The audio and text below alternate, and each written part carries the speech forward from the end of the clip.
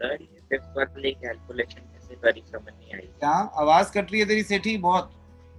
Sir हाँ, fifth वाले में जो कैलकुलेशन करी वो समझ नहीं आई। मैं पूरी समझाऊंगा, मेरे को ये पहले कर लेने दे, सब मेरे से कॉपी कर लो। जो आपने अभी तक नहीं करा है ठीक। जो ठीक कर लिया ठीक है, जो नहीं करा उसको ठीक करो पहले। बहुत लंबा क्वेश्चन है।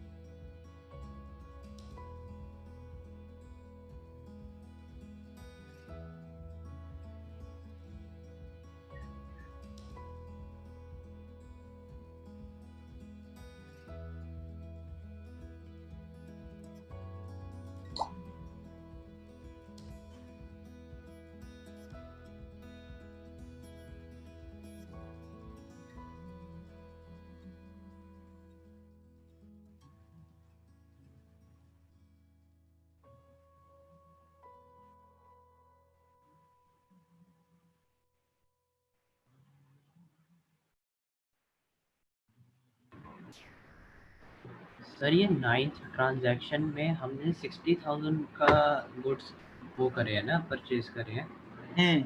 तो सर आपने 30,000 क्यों लिखा बेटा परचेज? 2 ट्रांजैक्शन करिए 9th की ना, ये वर्किंग है देखिए, सर एक मिनट, ये सारी 9th, सॉरी यहाँ से यहाँ तक ये 9th की वर्किंग है, और ये 9th की 2 ट्रांजैक्शन करिए मैंने। और अगर एक ही एंट्री में करेगी तो सही होगा?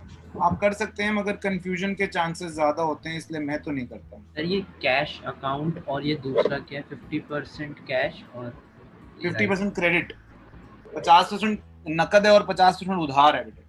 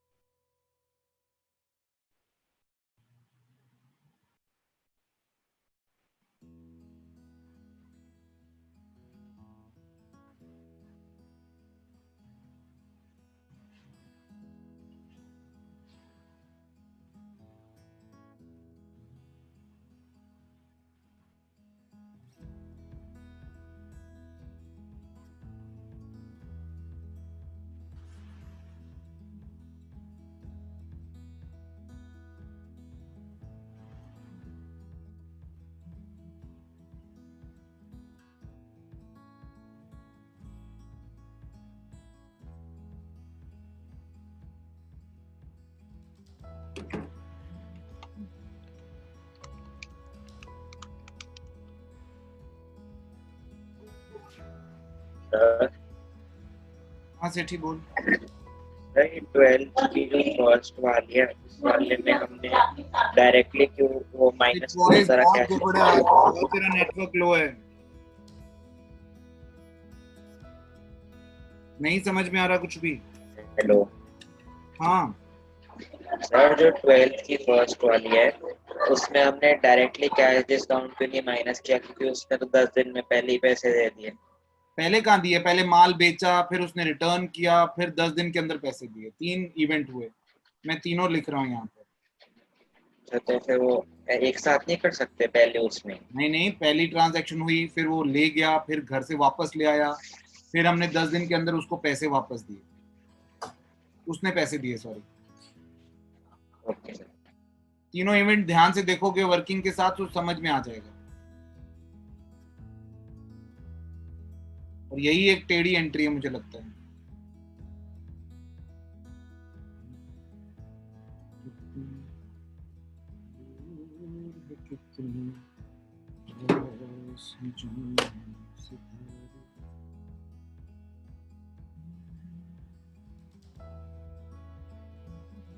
सर ये 11th पार्ट में जो बी वाली एंट्री है, ये वो वाली एंट्री है ना जो उसने अभी पे करना है, क्रेडिटेड वाली बी पार्ट। में क्या? सर जो बी पार्ट में जो एंट्री है हाँ वो हाँ हाँ हाँ, वो उधार की, उसने अभी पे करना है, वो उधार इसलिए। उधार उधार उधार, सही है।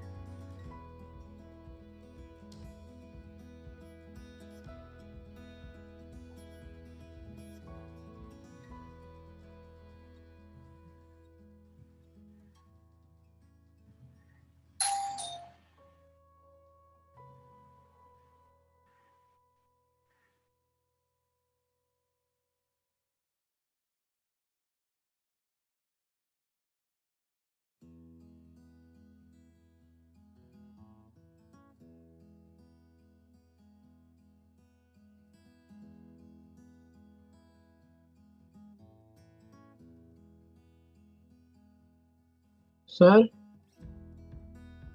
हाँ जी, सर जो सेल्स रिटर्न वाली एंट्री है सर, इसमें हमने वो मतलब जो 3000 की हमने एक शो लगाई थी, तो उसको एंड टू 10 क्यों नहीं करा सर? 12th का बी पार्ट 10% डिस्काउंट माइनस तो करा उसमें से भी। सर। नो, जैसे 3% सर। सर जो हमने 12th के बी पार्ट में सेल्स रिटर्न की एंट्री करी है ना हाँ सर, हमारी एक शॉल 3000 रुपीज की थी हाँ सर, उनने 10 शॉल वापस दे दी सर, तो 30,000 नहीं हो गया? भाई डिस्काउंट पे बेची थी, डिस्काउंट पे ही वापस लेगा ना। अच्छा, ओके सर।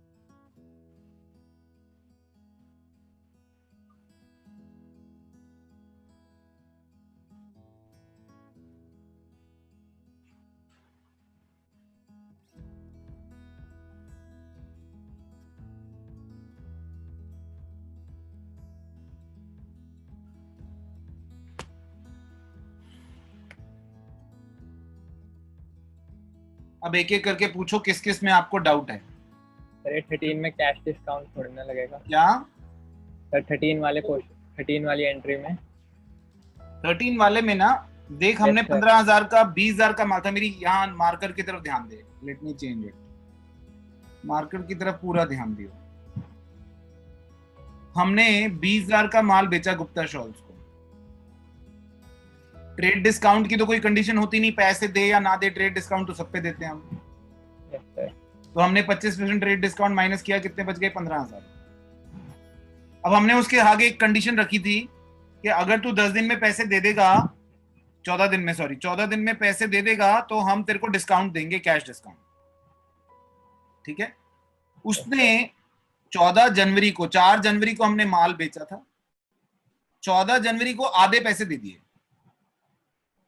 तो इस पे तो डिस्काउंट दे देंगे हम 5%। ठीक है, कौन सा? Cash discount. सर पर हिंट में तो लिखा नहीं है, हिंट में तो लिखा है कि कैश डिस्काउंट नहीं देंगे। पूरा पढ़ो hint. Gupta Shawl will not get cash discount as full payment is not made by it within 14 days. हाँ, अगर फुल पेमेंट, इसके ना दो मतलब निकलते हैं अवनीत, कि अगर हम आधा नहीं देंगे कैश डिस्काउंट, अगर वो फुल पेमेंट की कंडीशन रखता है जैसे इसमें लिखा है, तो हमें डिस्काउंट नहीं देना चाहिए। लेकिन अगर फुल पेमेंट की कंडीशन नहीं है, वो कहता है कि जितनी पेमेंट उतने दिन में दे दोगे उस पे हम डिस्काउंट दे देंगे। ठीक है, हिंट को छोड़ दो फिलहाल। इसमें दो चीजें हैं, अगर वो फुल पेमेंट की कंडीशन रखता है तो हमें डिस्काउंट नहीं देना चाहिए, लेकिन अगर फुल पेमेंट की कंडीशन नहीं है तो हमें डिस्काउंट उतने पे देना चाहिए जितना उसने कैश दे दिया। अगर हम इसके हिसाब से चलते हैं तो यहाँ पर ये वाली एंट्री में ये डिस्काउंट ना होकर 7,500 होने चाहिए और ये भी 7,500। फिर सिंपल एंट्री। ये तो क्वेश्चन में भी लिखा है ना, cash discount 5% if full payment is। वही मैं कहने चाह रहा हूँ सर, मैं हिंट की बात नहीं कर रहा। हाँ सर, ये क्वेश्चन में भी लिखा है। मैं अवनीत, मेरी बात तो खत्म होने देना यार। जो क्वेश्चन में लिखा है उसके दो मीनिंग है। वो कह रहा है कि if full payment is not made, इसका मतलब ये भी है कि जितनी पेमेंट मेड है उस पर डिस्काउंट दे दो। It has two meanings. और अगर वो कह रहा है कि अगर बिल्कुल ही डिस्काउंट नहीं देना, अगर वो पेमेंट नहीं देता तो ये 7,500 ठीक है। उल्टा तब तो हमारे लिए काम सिंपल है, हम तो अपने लिए डिफिकल्ट कर रहे हैं।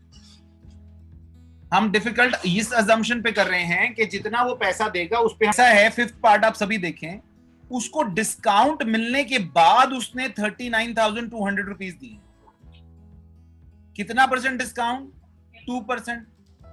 ठीक है, यानी अगर मैं यूनिटरी मेथड लगाऊं तो ये 39,298 के बराबर है।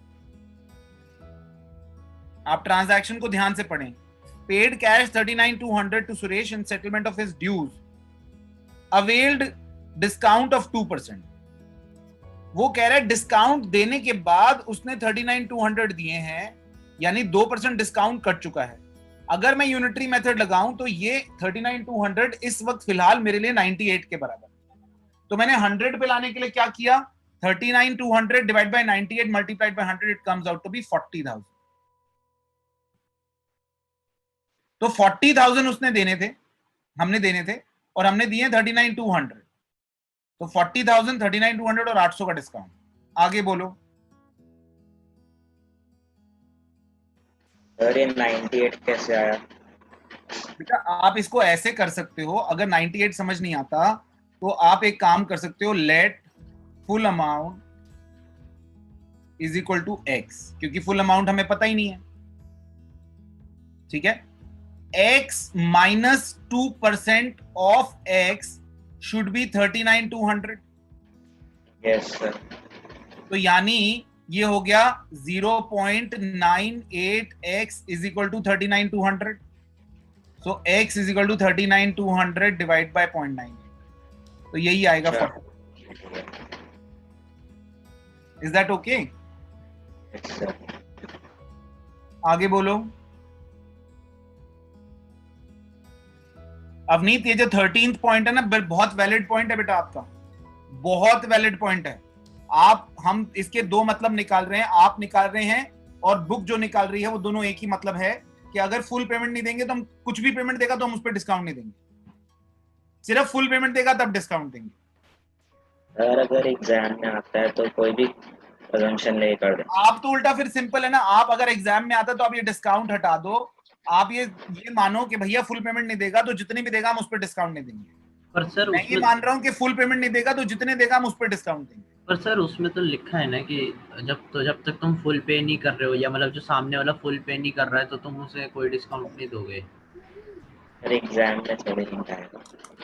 अच्छा इसको एक काम करते हैं, इसको 7,500 कर लेते हैं। May be I am not able to keep my point here. 7,500। अब आप एग्जाम वाला भी टंटा छोड़ो, cash to Gupta shall 7500 and cash to Gupta shall 7500, आप इसको भूल जाइए। Is that okay? क्योंकि उसने पेमेंट पूरी नहीं दी तो हमने डिस्काउंट उसको नहीं दिया, बात ही खत्म। हाँ सर, उसमें हिंट नहीं होगा ना एग्जाम में, तो तभी तो ना आप वहां पे फंस जाएंगे। खैर अब ये ठीक है, हम ये मान के चल रहे हैं, जो अवनीत का पॉइंट है, जो आप लोगों का पॉइंट है, उसने पेमेंट पूरी नहीं दी तो हम डिस्काउंट बिल्कुल नहीं दी, तो हमने बिल्कुल उसको नहीं दिया। 15,000 रुपए आधे आधे उसने दे दिए हमें, तो आधे आधे हमने कर दिए।